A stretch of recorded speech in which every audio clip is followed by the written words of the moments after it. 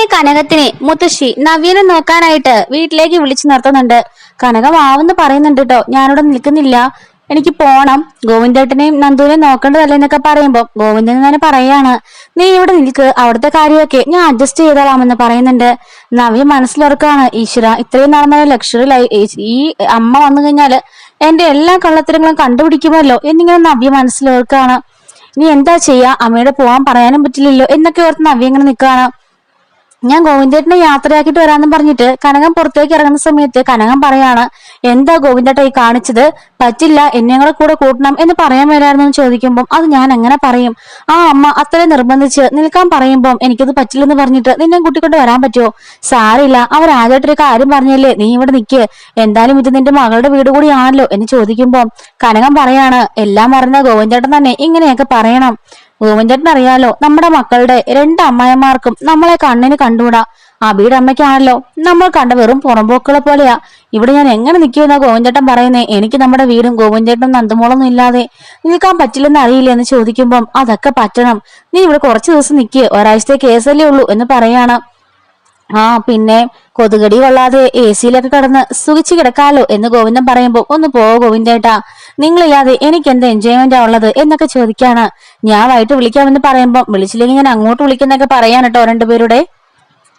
അങ്ങനെ ആദർശനാണെങ്കിലോ നയന എന്തോ മനസ്സിൽ ഒളിപ്പിക്കുന്നുണ്ടെന്നുള്ള കാര്യമൊക്കെ ആദർശ് മനസ്സിലാക്കുന്നുണ്ട്. അങ്ങനെ കനകം അവരുടെ വീട്ടിൽ തന്നെ താമസിക്കുന്നുണ്ട് കേട്ടോ. അതിനൊക്കെ ശേഷം ഒരു ദിവസം രാത്രിയിൽ നയനയുടെ മുറിയിലേക്ക് ചെല്ലുമ്പോൾ പാലും കൊണ്ട് കനകം നമ്മുടെ മുറിയിലേക്ക് ചെല്ലുകയാണ്. അപ്പോ പെട്ടെന്ന് നയനെ തറയിൽ കിടന്ന ബെഡ് കനകം കാണുന്നുണ്ട്. പെട്ടെന്ന് തന്നെ അത് ആദർശ് കട്ടിലടിയിലേക്ക് മറയ്ക്കാൻ ശ്രമിക്കുന്നുണ്ടെങ്കിലും കനകം അത് കാണുകയാണ് കേട്ടോ. എന്നിട്ട് നയനോട് ചോദിക്കുകയാണ്, എന്താ മോളെ ഇത്, ഇവിടെ ഇത്രയും വലിയ ബെഡുള്ളപ്പോ മോൾ എന്തിനാ തറയിൽ കിടക്കണമെന്ന് ചോദിക്കുമ്പോൾ അത് അമ്മേ എനിക്ക് യോഗ ചെയ്യാൻ വേണ്ടിയിട്ട് ആദർശേട്ടൻ കൊണ്ടുവന്ന് തന്നതാ എന്ന് പറയാണ്. ആണോ മോളെ, ഓ ഞാനങ്ങ് പേടിച്ചു പോയി എന്ന് പറയുന്നുണ്ട്. എന്നാ മോളെ പാല് കുടിച്ചിട്ട് കിടന്ന് സന്തോഷമായിട്ട് ഉറങ്ങിക്കോ എന്ന് പറയാണ്. എന്നിട്ട് ഞാൻ അമ്മ എവിടെ കിടക്കുന്ന ചോദിക്കുമ്പോൾ ഞാന് ജലജയുടെ മുറിയിലാണെന്ന് പറയുമ്പോൾ എന്റെ ഈശ്വര എന്ന് നയന വെക്കുമ്പോൾ അതൊക്കെ സാരില്ലമ്മേ, ഈ അമ്മനെ കുറിച്ച് മോക്കറിയില്ലെന്ന് ചോദിക്കുമ്പോൾ നയന ചിരിച്ചുകൊണ്ട് കഥ അടയ്ക്കുന്നുണ്ട്. അതുപോലെ തന്നെ കനകവും ജലജയുമായിട്ട് നല്ല കോമഡി സീൻസുകളൊക്കെ ഉണ്ടാകുന്നുണ്ട് കേട്ടോ.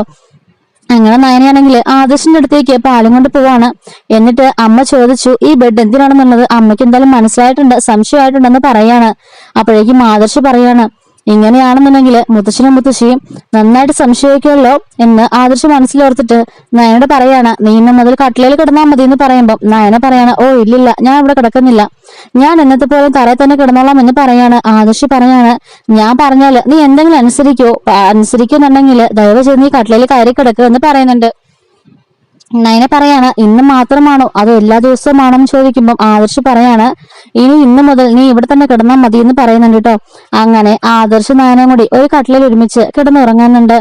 അങ്ങനെ രാത്രിയില് ആദർശിന് കുടിക്കാനിങ്ങനെ ചുമക്കുന്നുണ്ട്. അപ്പോഴേക്കും വെള്ളം ഇരിക്കുന്നത് നയന കിടക്കുന്നതിന്റെ അപ്പുറത്തായിട്ടുള്ള ടീപ്പോയിലാണ് കേട്ടോ വെള്ളം കുപ്പിയിരിക്കുന്നത്. അപ്പൊ ആദർശ് നയന ആ സൈഡിൽ കിടക്കാന്നുണ്ട് തന്നെ നയനയുടെ മുകളിൽ കൂടിയിട്ട് കൈ എത്തി ആ കുപ്പി എടുക്കാൻ ശ്രമിക്കുകയാണ്. പെട്ടെന്ന് തന്നെ ആദർശിന്റെ ബാലൻസ് പോയിട്ട് നയനയുടെ മുകളിലേക്ക് വീഴുന്നുണ്ട്. വീഴുന്ന സമയത്ത് നയനയുടെ കവളത്തേക്ക് അവൻ ഉമ്മയും വെക്കുന്നുണ്ട് കേട്ടോ. പെട്ടെന്ന് നയന ചാടി എഴുന്നേക്കാണ്. എന്നിട്ട് കാറാൻ തുടങ്ങുമ്പോഴത്തേന് ആദർശ് നയയുടെ വാപത്ത് പിടിച്ചിട്ട്, നീ എന്തിനാ കിടന്ന് കാറുന്നത്, ഇത് ഞാനാന്ന് പറയാണ്. അതെനിക്ക് മനസ്സിലായെന്ന് പറഞ്ഞിട്ട് ആദർശിന്റെ കൈ ഇങ്ങനെ വിടിപ്പിച്ചിട്ട് നയന ലയിച്ചിടുകയാണ്. എന്നിട്ട് പറയുന്നുണ്ട്, എനിക്കെല്ലാം മനസ്സിലാവുന്നുണ്ട് നിങ്ങളുടെ അടവൊക്കെ, ഇതിനാണല്ലേ അപ്പൊ മുമ്പ് എന്നോട് കട്ടിലിൽ കയറി കിടക്കാൻ പറഞ്ഞതെന്ന് പറയുമ്പോൾ ആദർശ് പറയാണ്, ഹലോ, നീ വിചാരിക്കുന്ന പോലെ ഒരു ആഗ്രഹവും എനിക്കില്ല, വെള്ളം കുപ്പിതാ നിന്റെ അപ്പുറത്തായിരിക്കുന്നത്, അതെടുക്കാൻ ഞാൻ അങ്ങോട്ട് കൈ ഞെട്ടിയപ്പം എന്റെ ബാലൻസ് സെറ്റ് നിന്റെ മോളിൽ ഞാൻ വീണ് പോയതാന്ന് പറയുമ്പോൾ നയന പറയാണ്, ഇതുപോലെ ഒരുപാട് പ്രാവശ്യം ആദർശിയുടെ പറഞ്ഞിട്ടുണ്ടല്ലോ, കാല് തെറ്റി വീണതാ കൈ തെറ്റി വീണതാന്നൊക്കെ, എനിക്ക് മനസ്സിലാകുന്നുണ്ട് ആദർശന്റെ സ്വഭാവം, ഉള്ളിലുള്ള മൃഗം ഇങ്ങനെയൊക്കെയല്ലേ പുറത്തു വരുന്ന ചോദിക്കുമ്പോൾ ആദർശ് പറയാണ്, ഹലോ, 3 മാസമായില്ലേ നീ എന്റെ കൂടെ ഈ റൂമിൽ കഴിയാൻ തുടങ്ങിയിട്ട്, എന്നിട്ട് ഇന്നേ വരെ ഞാൻ നിന്നോട് വേദന വന്നിട്ടില്ലല്ലോ, അതുകൊണ്ട് എന്നെ നീ അങ്ങനെയൊന്നും കരുതണ്ട, എനിക്ക് ആരോട് എങ്ങനെ നിൽക്കണം എന്നൊക്കെ എനിക്ക് നന്നായിട്ട് അറിയാം എന്ന് പറയുന്നുണ്ട്. നയനെ പറയാണ്, മനസ്സിലായി, ഫസ്റ്റ് നൈറ്റിന് അന്ന് തന്നെ കുടിച്ച് ബോധമില്ലാതെ ആ മുറിയിൽ എന്തൊക്കെയാ കാണിച്ചെന്ന് എനിക്കറിയാമല്ലോ എന്ന് ചോദിക്കുമ്പോൾ അന്ന് എന്തൊക്കെ ഞാൻ കാണിച്ചേ എന്ന് പറയാമോ എന്ന് ചോദിക്കുമ്പോൾ ആഹാ ഞാനത് പറയില്ല. ആദർശ് പറയാണ്, അന്ന് തൊട്ട് നീ എന്നിട്ട് വലിപ്പിക്കുന്നതല്ലേ, അന്ന് എന്തെങ്കിലും സംഭവിച്ചോ എന്ന് ചോദിക്കുമ്പോൾ സംഭവിച്ചോ ഇല്ലെന്നൊക്കെ 2-3 മാസം കഴിയുമ്പോൾ അറിയാന്ന് പറയുമ്പോൾ ആദർശ് എന്തോന്നാ, ഒന്നുമില്ല, ഞാനൊന്നും പറഞ്ഞില്ല എന്ന് പറയുന്നുണ്ട്. അങ്ങനെ നയനെ പറയാണ്, ഇനി എനിക്കിവിടെ കിടക്കാൻ പേടിയാ, ഞാൻ തറയിൽ തന്നെ കിടന്നോളാന്ന് പറയുമ്പോൾ മര്യാദയ്ക്ക് കട്ടിലേക്ക് കയറി കിടന്നാൽ നിനക്ക് നല്ലത് എന്ന് പറഞ്ഞ് ആദർശം ഒന്ന് ദേഷ്യപ്പെടുന്നുണ്ട്. അങ്ങനെ ആദർശം നയനെയും കട്ടിലേക്ക് തന്നെ കിടന്ന് ഉറങ്ങുന്നുണ്ട് കേട്ടോ. രാവിലെ എഴുന്നേൽക്കുമ്പോൾ നയനെയാണെങ്കിലോ ആദർശിനെ കെട്ടിപ്പിടിച്ചിനെ കിടക്കായിരിക്കും. ആദർശിന്റെ കൈമാട്ടില് ഫസ്റ്റ് ഉണരുന്ന ആദർശാണ്. ആദർശ് എന്നിട്ട് ഹലോ ഹലോ എന്ന് തട്ടി വിളിക്കുമ്പോഴത്തേക്കും നയനെ ചാടി എഴുന്നേക്കാണ്. നോക്കുമ്പോൾ നയന ആദർശിന്റെ കൈമാട്ടിൽ കിടക്കുന്നുണ്ട്. നയനെ ആദർശിനെ കെട്ടിപ്പിടിച്ചിട്ടുണ്ട് കേട്ടോ. അപ്പോഴേക്കും നയനോട് ചോദിക്കാണ്, അല്ല എന്നാൽ രാത്രി താൻ എന്തൊക്കെയോ പറയുന്നത് കേട്ടല്ലോ, എന്നിട്ട് ഇപ്പൊ എന്താ കണ്ടത്? താനല്ലേ എന്നെ കെട്ടിപ്പിടിച്ച് കിടന്നെന്ന് ചോദിക്കുമ്പോൾ അത് ഞാൻ ഉറക്കത്തിലല്ലേ, നിങ്ങൾ അറിഞ്ഞോണ്ടല്ലേ എപ്പോഴും ചെയ്യുന്നതെന്ന് ചോദിക്കുമ്പോൾ അതൊന്നും പറഞ്ഞിട്ട് ഇനി ഒരു കാര്യമില്ല എന്ന് ആദർശ് പറയാണ്. അന്ന് നയന ഒരുപാട് താമസിച്ചിരുന്നു എഴുന്നേക്കാനായിട്ട്. അപ്പോഴേക്കും ജലജ ദേവിയോട് പറയുന്നുണ്ട്, കണ്ടില്ലേ പണ്ടൊക്കെ നയന നേരത്തെ എഴുന്നേറ്റെല്ലാം ജോലികൾ ചെയ്യുമായിരുന്നു, ഇപ്പൊ കണ്ടില്ലേ അവർക്ക് എഴുന്നേക്കാൻ പോലും വയ്യാത്ത അവസ്ഥയായി എന്നൊക്കെ പറയുമ്പോഴേക്കും കനകം ഇത് കേട്ടോണ്ട് നിൽപ്പുണ്ട്. അപ്പോഴേക്കും ജാനകി പറയാണ്, ജലജ ആവശ്യമില്ലാത്തൊന്നും പറയണ്ട, ഇന്നലെ രാവിലെ കൂടി മോൾ 5 മണിക്ക് എഴുന്നേറ്റ് കുളിയും കഴിഞ്ഞ് പൂജയും കഴിഞ്ഞിട്ട് വന്ന് അടുക്കളയിൽ കയറിയതാ. കൃത്യം 7 മണിയാകുമ്പോൾ എണീച്ചത് നിനക്ക് അതൊന്നും പറഞ്ഞാൽ മനസ്സിലാവില്ല. ഇന്നൊരു ദിവസമല്ലേ മോള് താമസിച്ചുള്ളൂ, അതുകൊണ്ട് ആവശ്യമില്ലാതെ അവളെ പറയാൻ വരണ്ടെന്ന് പറയുമ്പോൾ ജലജ പറയാണ്, അല്ലെങ്കിലും അങ്ങനാണല്ലോ, നയനെ പറയുമ്പോ നിനക്ക് ആണല്ലോ കൊള്ളുന്നതെന്ന് ചോദിക്കാണ്. അപ്പോഴേക്കും മുത്തശ്ശി പറയാണ്, നിനക്കും ദേവനിക്ക് മാത്രമേ കൊള്ളാതെ ഉള്ളൂ, ബാക്കി എല്ലാവർക്കും കൂടെ കൊള്ളൂ എന്ന് പറയുമ്പം കനകത്തിന് മനസ്സിലാവുന്നുണ്ട് നയനെ ജലജയ്ക്കും ദേവയാനിക്കുള്ളത് മറ്റെല്ലാവർക്കും വളരെ ഇഷ്ടമാണെന്നുള്ള കാര്യം. അങ്ങനെ കനക ഓർക്കാണ് പോയി റൂമിൽ പോയി വിളിച്ചാലോ, വേണ്ടത് മോശമാണെന്ന് പറഞ്ഞ് കനകം മാറി നിൽക്കുമ്പോഴേക്കും ദേവയാനി ഇനി ഞാൻ കാണിച്ചു കൊടുക്കുന്നുണ്ട് അവളെ എന്ന് പറഞ്ഞിട്ട് നേരെ അവളുടെ മുറിയിലേക്ക് തന്നെ വെച്ച് പിടിപ്പിക്കുകയാണ്. അപ്പോഴേക്കും ജാനകി പറയുന്നുണ്ട്, അമ്മ ഇത് കണ്ടില്ലേ, ചേട്ടത്തി മുകളിലെ മുറിയിലേക്ക് പോകുന്നുണ്ട്, ഇനി അവിടെ പോയിട്ട് എന്തൊക്കെ ബഹളം ഉണ്ടാക്കാൻ പോവാണോ, പാവം ആ മോൾ എണീറ്റ് വരുമ്പോ തന്നെ അതിനിട്ട് ഓരോന്നൊക്കെ പറയുമെന്ന് പറയാണ്. അപ്പോഴേക്കും കനകം ഒന്ന് വിഷമിച്ച് നോക്കുന്നുണ്ട് കേട്ടോ. അപ്പോഴേക്കും അവിടെ വന്നിട്ട് മുത്തശ്ശി അമ്മ പറയുന്നുണ്ട്, കനക ഒന്നുകൊണ്ടും പേടിക്കണ്ട, അതൊക്കെ ദേവയാനിയുടെ ഉള്ള സ്വഭാവമാണ്, അതൊക്കെ നയനമൊക്കെ മനസ്സിലായിട്ടുമുണ്ട്, ഈ കാണുന്ന ചൂടൊക്കെ ഉള്ളൂ, അതല്ലാതെ അവളുടെ മനസ്സിൽ നയനോട് സ്നേഹമൊക്കെ ഉണ്ട് എന്ന് മുത്തശ്ശി പറയുന്നുണ്ട്. അങ്ങനെ ദേവയാനി മുറിയിൽ പോയി ഇങ്ങനെ ഡോറ് ഇങ്ങനെ കൊട്ടാൻ പോകുമ്പോഴേക്കും നയനെ കഥ തുറക്കാൻ വരുമായിരിക്കും. അപ്പൊ നയന ആദർശിനെ കുറെ പറഞ്ഞായിരുന്നല്ലോ. അപ്പൊ ആദർശ് പറയണം, നീ എന്നോടുള്ള മറുപടി പറഞ്ഞിട്ട് പോയാ മതി എന്ന് പറഞ്ഞിട്ട് നയനയുടെ കയ്യില് സാരി പിടിച്ചിങ്ങനെ വലിക്കുന്നുണ്ട് ആദർശ്. പെട്ടെന്ന് അവളുടെ സേഫ്റ്റി പിൻ ഇങ്ങനെ പൊട്ടിയിട്ട് ആ സാരി ഇങ്ങനെ പറയുന്നുണ്ട്. അപ്പം ദേവേനെ ഇനി കഥകിൽ കൊട്ടാൻ വരുന്നതും നയനെ കഥകിനെ കുറ്റിയെടുക്കുന്നതും ഒരുമിച്ചായിരുന്നു. പെട്ടെന്നാണ് ആദർശയുടെ സാരിയെ പിടിച്ച് വലിക്കുന്നത്.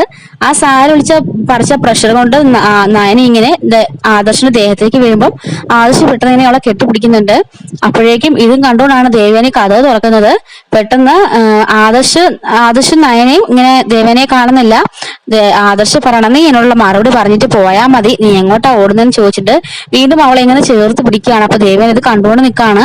ദേവേനെ കാണുന്നത് കണ്ടപ്പോൾ ആദർശ് ഒന്ന് ഞെട്ടുന്നുണ്ട്. പെട്ടെന്ന് നയനെ പിടിച്ച് മാറ്റി വിടുകയാണ്. നയനെയാണെങ്കിലും പെട്ടെന്ന് സാരിയൊക്കെ ഇങ്ങനെ ഒതുക്കി ഇങ്ങനെ സാരിയൊക്കെ പിടിച്ചു വെക്കുന്നുണ്ട്. എന്നിട്ട് ദേവയാനിക്ക് അപ്പൊ ഒന്നും മിണ്ടാൻ പറ്റുന്നില്ല. ആകപ്പാട് ചമ്മിനാണെങ്കിട്ട് ദേവയാനി താഴേക്ക് ഇറങ്ങി പോവാണ്. അപ്പൊ ദേവയാനി തല ഉണിച്ചുകൊണ്ട് വിഷമത്തോടെ ഇടങ്ങി വരുന്ന കണ്ടിട്ട് ജാനകി ചോദിക്കാണ്, എന്ത് പറ്റി ചേച്ചി, എന്താ പോയവല്ലൊന്നും അല്ലല്ലോ, പോയപ്പോ ഉറഞ്ഞുള്ളിൽ പോയ ചേച്ചി തിരിച്ചെന്നപ്പോ എന്ത് പറ്റി, താഴെ താഴ്ത്തിയിട്ട് ഇറങ്ങി വരുന്ന ചോദിച്ചപ്പോ ഒന്നുമില്ല എന്ന് പറഞ്ഞിട്ട് ദേവയാനി ദേഷ്യപ്പെട്ട് അകത്തേക്ക് കയറി പോവാണ്. എന്താ ഉണ്ടായെന്ന് മുത്തശ്ശി ജാനകിയോട് ചോദിക്കുമ്പോൾ അറിയില്ല അമ്മയെന്ന് പറയുന്നുണ്ട് കേട്ടോ. അങ്ങനെ നയനയാണെങ്കിൽ ഈ സാരിയൊക്കെ ഇങ്ങനെ ചേർത്ത് വെച്ചിട്ട് താഴേക്ക് ഇങ്ങനെ ഇറങ്ങി വരികയാണ്. ആദർശം പുറകെ തന്നെ വരുന്നുണ്ട്. അപ്പോഴേക്കും ജാനകി ചോദിക്കുന്നുണ്ട്, എന്താ മോളെ ഉറങ്ങിപ്പോയെന്ന് ചോദിക്കുമ്പോൾ അതേ അമ്മേ ഉറങ്ങിപ്പോയി ചെറിയമ്മയെന്ന് പറയാണ്. സാരില്ല, മോള് പോയി കുളിച്ചിട്ട് വാ, ഞാൻ അടുക്കളയിൽ കാര്യമൊക്കെ നോക്കിക്കോളാം എന്ന് പറയുന്നുണ്ട്. അല്ല നിന്റെ അമ്മായിമ്മ എന്തിനാ ചൂടടിച്ച് പോയെന്ന് ചോദിക്കുമ്പോൾ അതൊന്നും ഇല്ലെന്ന് പറഞ്ഞിട്ട് നയന ഇങ്ങനെ നാണം കുണുങ്ങി കയറി പോകുന്നുണ്ട്. അപ്പോഴേക്കും ജാനകി ചിരിച്ചുകൊണ്ട് മുത്തശ്ശിയോട് പറയാണ്, പലതവണ ഞാൻ അവൾ ഡോറ് തുറക്കുമ്പോൾ കണ്ടുള്ളത് അവരുടെ റൊമാൻസ്, മിക്കവാറും കണ്ടത് ദേവേന ചേച്ചി ആയിരിക്കും, അതുകൊണ്ടായിരിക്കും എന്നൊക്കെ പറയുന്നുണ്ട്. അപ്പോഴേക്കും ആദർശം ഒന്ന് പരങ്ങിക്കോട്ടെ, ഞാനും പോയി കുളിച്ചിട്ട് വരാമെന്നും പറഞ്ഞിട്ട് പോകുമ്പോഴേക്കും ഒരുമിച്ചാണോടാന്ന് ചോദിച്ച് കളിയാക്കുകയാണ് ജാനകി. ഈ ചെറിയ ഒരു കാര്യം എന്നും പറഞ്ഞിട്ട് ആദർശ് കയറി പോകുന്നുണ്ട്. അപ്പോൾ ഇതൊക്കെ കാണുമ്പോൾ കനകത്ത് നല്ല സന്തോഷമാകുന്നു കേട്ടോ. കാരണം അവർ തമ്മിൽ നല്ല സ്നേഹത്തിലാണെന്നൊക്കെ മനസ്സിലാക്കുമ്പോൾ കനകത്തിനൊരു സമാധാനം ആവുന്നുണ്ട്. ഇതുപോലെ വരാനിരിക്കുന്ന സ്റ്റോറീസ് ഒക്കെ നമ്മുടെ ചാനൽ അപ്ലോഡ് ചെയ്യുന്നതായിരിക്കും. മിസ്സാവാതിരിക്കാൻ ചാനൽ സബ്സ്ക്രൈബ് സപ്പോർട്ട് ചെയ്യണേ. Thanks for watching.